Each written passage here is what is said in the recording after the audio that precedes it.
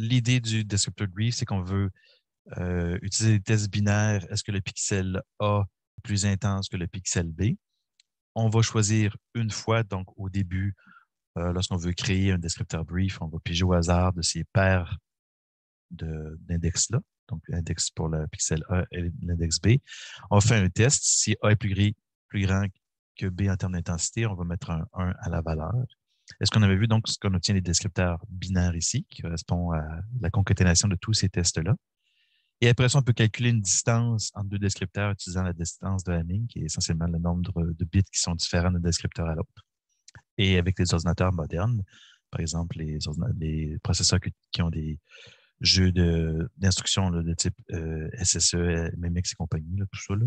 Donc, à partir de SSE, si je me souviens bien, donc il y avait l'opération PopCount qui permet de compter rapidement le nombre de bits qui sont à 1 dans un registre. Donc, ça fait que le calcul de la distance de Hamming entre deux descripteurs est rapide puisqu'on fait une opération de XOR et après ça, une opération de PopCount. Donc, c'est une des raisons qui va faire que les descripteurs brief sont très utilisés.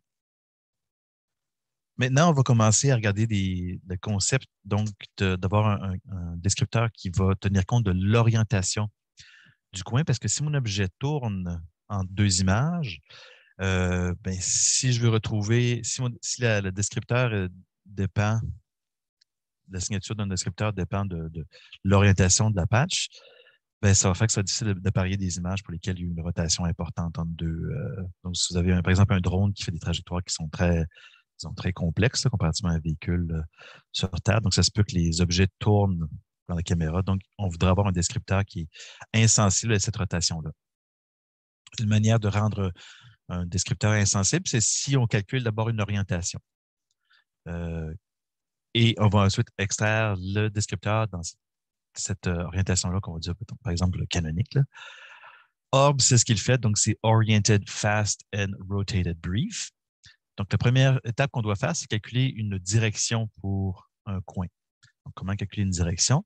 Vous voyez ici, j'ai F qui va représenter le centre de ma patch, là, ici.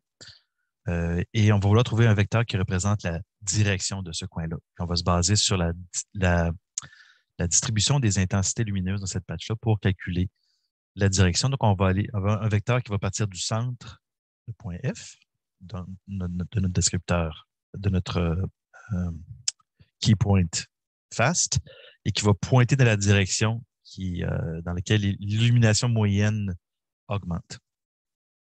Donc, la description, on va voir le concept de moment, donc les moments dans une image. Donc, vous avez P et Q ici. Donc, P et Q, ce sont des exposants. Donc, P, c'est l'exposant pour le X, Q, c'est l'exposant pour le Y. Et vous avez ici l'intensité lumineuse dans une patch en fonction de la coordonnée X, Y. Et donc, le moment, ça va être la somme de cette équation-là ici sur tous les pixels de la patch. Et essentiellement, ce qu'on va trouver, c'est le centre de masse lumineux. Donc, ce que ça va être, donc vous avez ici M10, ça veut dire donc c'est la quantité de lumière multipliée par X divisé par, là, ici j'ai des zéros partout, donc ça c'est 1 et 1, donc divisé par l'intensité lumineuse moyenne. Puis ici l'intensité lumineuse, si je multiplie l'intensité lumineuse par Y, divisé par l'intensité moyenne. Donc c'est vraiment le concept de centre de masse. Imaginez que je remplacerais les pixels, l'intensité lumineuse des pixels par des masses. Ce qui va se produire, donc le centre de masse va se déplacer à l'endroit où il y a le plus de masse élevée sur ma pièce mécanique. Donc, je peux tracer maintenant une direction, un vecteur entre F, qui est la position du key point fast, et C, qui est le centre de masse. Donc, maintenant, j'ai trouvé une orientation. Et là, ce que je vais faire, c'est que je peux tourner mon image, mettre une boîte carrée et calculer maintenant, par exemple, le descripteur pour cette orientation-là.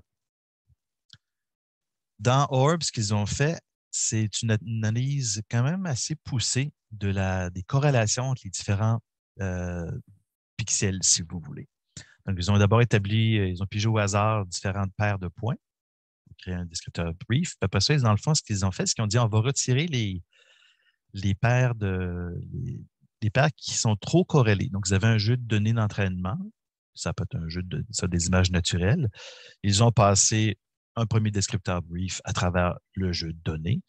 Et ensuite, ils se rendaient compte que si, par exemple, il y avait des tests qui étaient tout le temps à 1 ou à 0, ça veut dire que deux pixels sont fortement corrélés en termes de leur intensité. Alors que si j'ai remarqué que statistiquement, j'avais des pixels qui n'étaient pas corrélés, donc c'est des pixels qui vont être bons pour faire des tests. Donc, on voit ici l'orientation du descripteur. Et ce qu'on voit ici, c'est le niveau de corrélation entre les pixels d'une paire. Et on voit donc ils ont retiré toutes les paires qui contenaient beaucoup de corrélation pour les remplacer éventuellement par des paires qui avaient peu de corrélation. Donc, vous n'avez pas beaucoup ici de paires en jaune. Là. Vous avez seulement des paires qui sont situées dans le bas ici où il y a peu de corrélation entre l'intensité des pixels. Et ce qu'on remarque, sans grande surprise, donc, ça va être des paires de pixels qui sont, en général, l'axe entre les deux pixels va être parallèle à la direction du coin. Parce que si vous êtes perpendiculaire, dans le fond, si je retourne ici, perpendiculaire, ça veut dire qu'il y a des bonnes chances que les pixels ici aient la même intensité. Donc, ils sont corrélés. Même chose ici. Alors que perpendiculaire, vous voyez, on va passer par-dessus la frontière entre la partie sombre et la partie claire. Donc, des tests, des analyses statistiques pour trouver donc ce descripteur-là. Ensuite, dans le fond, ce qu'ils vont fournir, c'est les index de ces paires-là, en disant, nous, on a trouvé que pour un jeu de données naturel, ce descripteur-là, brief, fonctionnait bien. Et l'orientation, comme je vous dis, venait de trouver le centre de masse de l'intensité lumineuse dans les patchs. Ce qu'on voit dans l'article qui a introduit le descripteur Orb, on a ici la rotation entre deux images. Donc, si je prends un descripteur que je calcule sur une image A, je prends la même image, je lui fais faire une rotation indiquée ici en degrés. Puis je regarde voir dans le fond la probabilité que j'obtienne un match entre les deux descripteurs selon les techniques de match qu'on a vues précédemment.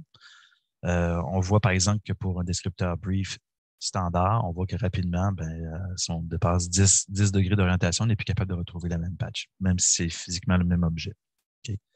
Alors que des descripteurs comme SIFT et SURF qui ont été développés à la base pour être invariants le plus possible aux rotations, donc on voit qu'ils sont capables de résister à certaines rotations. Notez ici, SURF, c'est intéressant, on voit des pics à 0,90, 180, 270 degrés. Donc, ça, c'est des rotations là, qui sont comme, disons, naturelles pour des images avec des pixels carrés.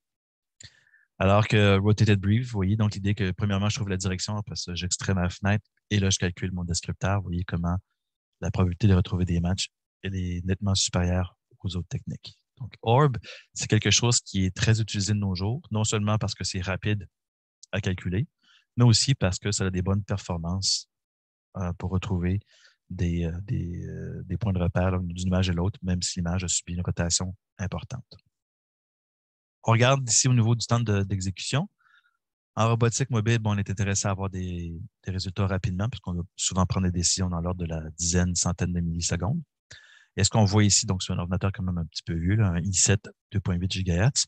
Donc, on voit lors de l'extraction des features Orb, donc la première étape qu'ils ont fait, c'est ce qu'on appelle une pyramide. Donc, c'est de prendre une image, puis à 5 échelles de grandeur, faire la recherche des key points et calculer les descripteurs. Donc, ça prenait 4,43 millisecondes.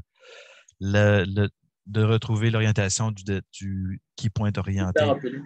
Oui. Ah, je pense que c'était peut-être juste un accident ici. Voilà. Donc, l'orientation, le calcul de trouver les key points orientés fast, 8,7 millisecondes approximativement, et le calcul des descripteurs rotated brief, donc vous voyez 2 millisecondes approximativement. Donc, au total, 15 millisecondes à peu près pour une image, comparativement à 217 pour Surf, qui était développé justement pour être plus rapide que SIFT, et SIFT, vous voyez ici 5,2 secondes. Donc, on voit ici vraiment un fort gain en vitesse. Donc, on est capable de faire de la recherche en temps réel dans nos images pour nos descripteurs. Donc, ça, c'est pour un ordinateur quand même qui datait de presque 8-9 ans. Aujourd'hui, imaginez que les GPU, les cartes graphiques, c'est probablement en bas de 3 ou 4 millisecondes pour faire du calcul, de trouver des points de repère, des key points et des descripteurs dans une image. On voit ici un papier très important. Donc, il y a une famille d'algorithmes de localisation. Donc, si vous vous rappelez, SLAM, c'est pour Simultaneous Localization and Mapping. La version que je vous présente ici, c'est la version numéro 2. La version numéro 3, elle est sortie il y a quelques mois, je vous dirais. Donc, OrbSLAM est un papier quand même et les suivants sont des papiers qui sont très influents dans la communauté. Donc, On va voir le processus justement de cartographie basé sur des features de type ORB. Donc, je débute la vidéo ici. Donc, ce sont des, vous voyez ici dans la fenêtre, donc tous les petits carrés qui sont verts, ce sont des key points qui ont été découverts et les descripteurs qui leur sont associés. Attendez, je vais m'assurer que j'ai optimisé pour partage de vidéo. Voilà. Donc, on continue. En bas ici, vous voyez la carte qui est reconstruite. Vous avez les points ici qui apparaissent, qui sont dans le fond les features visuelles qui ont été retrouvées, mais maintenant qui sont cartographiées dans la carte 3D, en utilisant par exemple le concept de stéréoscopie. Et à mesure qu'on se déplace, donc vous voyez le véhicule se promène dans un quartier. Et en rouge, donc on voit c'est les points de repère qui sont actifs. Les blancs, c'est ceux qui sont comme dans la carte, mais qui ne sont pas actifs en ce moment. Il va se produire ici quelque chose de très important. Je vais poser la vidéo. Donc, vous voyez ici, notre véhicule a fait, si vous voulez, est en train de faire une boucle. Et vous voyez ici, il y a un grand écart dans la carte. Donc, on va commencer à revisiter des chemins qui ont été visités préalablement. On a accumulé ici une grande erreur de positionnement, peut-être de l'ordre de 10 mètres. Pourquoi? Parce que à mesure que je me promène, je me base sur les positions précédentes pour trouver la position suivante, et ainsi de suite, je m'empile. Donc, les erreurs vont s'accumuler le long d'une trajectoire. Et là, il va arriver un phénomène qui est très important, ce qu'on appelle la fermeture de boucle. Donc, l'algorithme dans OpsLab va détecter que les repères visuels qu'il voit ici sont les mêmes que les repères visuels qui sont ici. Donc, il va se dire, dans le fond, la position ici et la position ici devraient être la même. Donc, il va faire l'opération de fermeture de boucle. Il va faire une optimisation qu'on va voir dans la deuxième partie du cours, donc autour peut-être du mois de mars. Et ce qu'il va faire, c'est qu'il va rétropropager une correction le long de la trajectoire. Vous allez voir ça, la trajectoire va se corriger. Donc, c'est ça que vous avez vu. Donc, on a tout corrigé la trajectoire parce que maintenant, on se rend compte qu'on est sur la même route. Et là, donc, on continue. On voit que les features sont réactivées parce qu'on se promène dans la carte et on sait qu'avec la caméra, je devrais chercher ces features-là. On continue, le système continue à se promener. On construit la carte, et ainsi de suite. Donc, ce qui est important lorsqu'on fait de la cartographie dans des milieux extérieurs comme ça, n'importe quel milieu, c'est vraiment plus souvent on ferme nos boucles et plus on va réduire l'incertitude dans notre carte. On le voit ici, quand on a une trajectoire qui est très, très longue. Et là, éventuellement, la carte va venir se modifier parce qu'on va se rendre compte qu'il y a une fermeture de boucle. Donc, vous voyez comment la carte a été modifiée. Même chose ici, il va y avoir une autre fermeture de boucle qui va se créer. La carte est modifiée. Donc, vous voyez, c'est vraiment à mesure que je me déplace, que je fais des fermetures de boucle, je réussis à bien corriger la carte. Et tout ça, c'est possible parce que j'utilise les caméras, mes descripteurs. Donc, tous les points blancs, je le répète, c'est la position d'un descripteur, mais dans une carte 3D.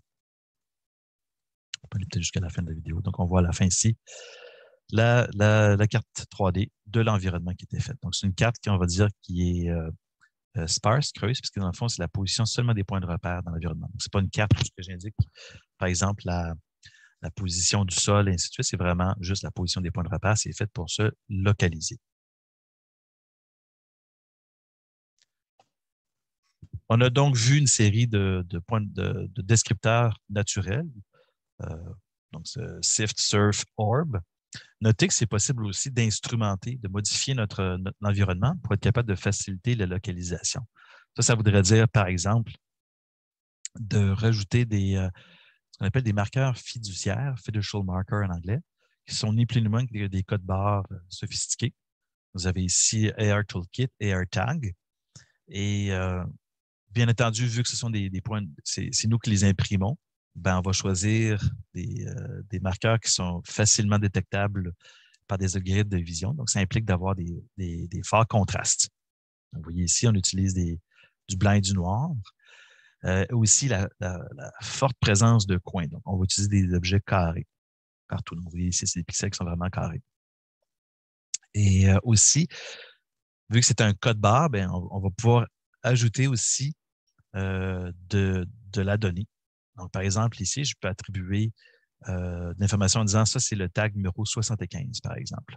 Alors, tout le problème de data association qu'on devait utiliser avec les descripteurs, ici, dans le fond, il est complètement évacué, puisque je vais carrément, quand je vais détecter mon tag, je vais lire le code barre, je vais dire, ah, ça, c'est le point de repère numéro 75. Donc, ça facilite beaucoup les choses. Par contre, le désavantage, c'est qu'il faut commencer à coller de ces, euh, de ces marqueurs un peu partout dans l'environnement. Vous avez ici en action ce marqueur-là. Donc, c'est un marqueur, le AirTag, par exemple, qui a été développé par Marc Fiala. Et on est donc capable de retrouver la pose en 6 degrés de liberté du marqueur. Et à partir de ce moment-là, on peut faire des trucs de réalité augmentée. Donc, vous voyez ici, on vient coller une vache par-dessus le marqueur. Et c'est très, très, très stable. Alors, important, si un jour vous voulez utiliser ce genre de marqueur-là, n'oubliez pas la bordure blanche. C'est déjà arrivé une fois que j'avais des gens qui avaient fait des expérimentations qui ont imprimé un marqueur simplement avec le noir et les carrés blancs à l'intérieur. Ils ont imprimé ça sur des beaux cartons en coroplaste, du coroplaste 4 pieds de, de, d'arête. Et après ça, ils ont placé dans l'environnement.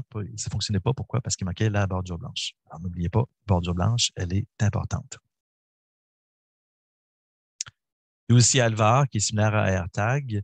Un des problèmes de AirTag, c'est qu'il existe des brevets, donc des licences, alors que Alvar est disponible gratuitement. Donc, vous pouvez ici, par exemple, avec OpenCV, facilement retrouver encore là la position 3D, la pose 3D, donc X, Y, Z et les 3 angles d'un marqueur avec aussi son numéro. Donc, c'est très pratique pour faire de la localisation par caméra. Il y a aussi une librairie qui s'appelle Aruko qui fait un peu la même chose. Il dit, dans le fond, l'avantage d'Aruko, c'est qu'on a besoin de peu de dépendance au niveau des librairies qui peuvent parfois être problématiques.